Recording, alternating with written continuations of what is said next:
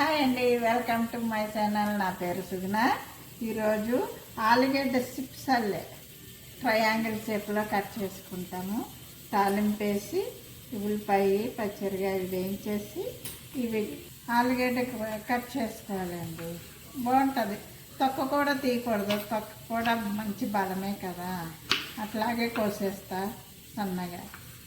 ఇట్లా కోసి తాలింపు వేసి ఉల్లిపాయ వేగాక ఇవి వేసి చూడాలి. అవి ఎలా వీలైనంత సన్నగా తురుముకుంటే మనకి పావు గంటలో అయిపోతుందండి. ఆలుగడ్డ చిప్స్ లాగా ఉంటాయన్నమాట.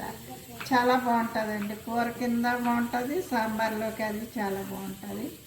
ఇదండి ఇట్లా సన్నగా కట్ చేసుకోవాలి. డైరెక్ట్ ఒక్క తీయకుండానే కట్ చేసుకుంటే మనకి అలాగే ఉంటుంది. యాంగిల్ షేపుల్లో కట్ చేసుకున్న సన్నగాను ఆనియన్ కట్ చేశాను. తాలింపు వేసేసి ఇవి వేగనిస్తే బాగుంటుంది. చక్కగా చాలా బాగుంటుంది. పిల్లలు ఇష్టంగా తింటారు. చూడండి, కొంచెము తాలింపు వేసుకోవాలండి. కొంచెం ఎక్కువే పడుతుంది, ఆలుగడ్డ కదా. ఆయిల్ 4-5 స్పూన్లు వేసుకున్నా. తాలింపు వేసేసి చాలా సింపుల్గానే అయిపోతుందండి. తొందరగా అయిపోతుంది. ఓ పావు గంట.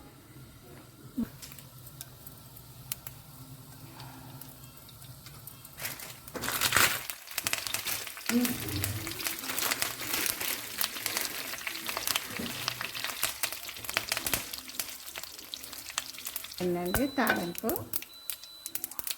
ఆనియన్స్ వేసేసి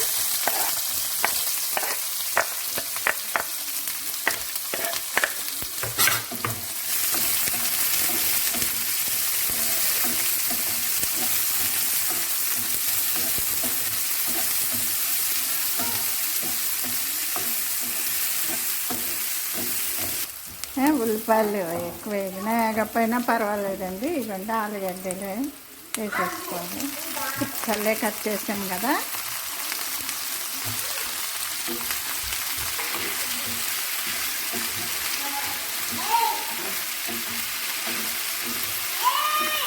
కుక్కర్లో వేయక్కర్లేదండి. పచ్చి ఆలుగడ్డలు ఇలా సన్నగా తురుముకొని ట్రయాంగిల్ షేపుల్లో వస్తాయి చక్కగా.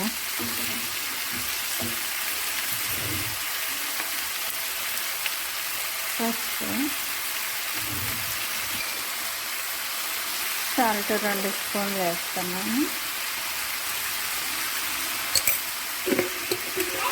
వేసుకోవాలండి. మసాలాలు ఏమి అక్కర్లేదు. అల్లం వెల్లుల్లి పేస్ట్ వేయాలి.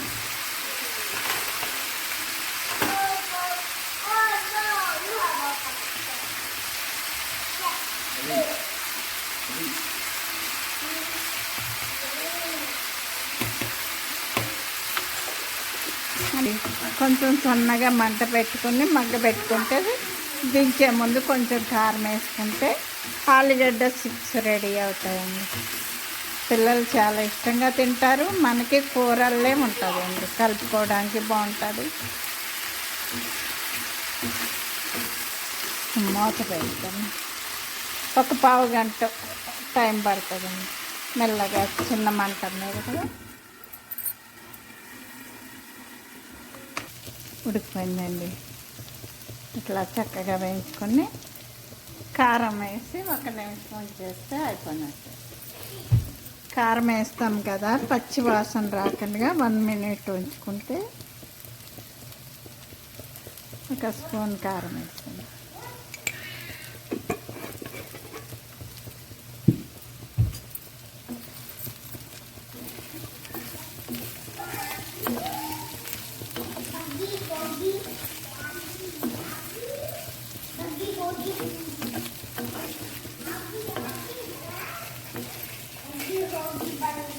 అయిపోయిందండి.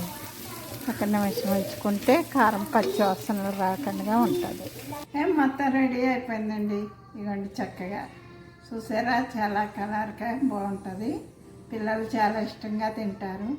ఇవ్వండి చిప్స్ అల్లే చాలా బాగా వచ్చింది కదా. మీకు నచ్చితే షేర్ చేయండి, లైక్ చేయండి, సబ్స్క్రైబ్ చేయండి. Thank you.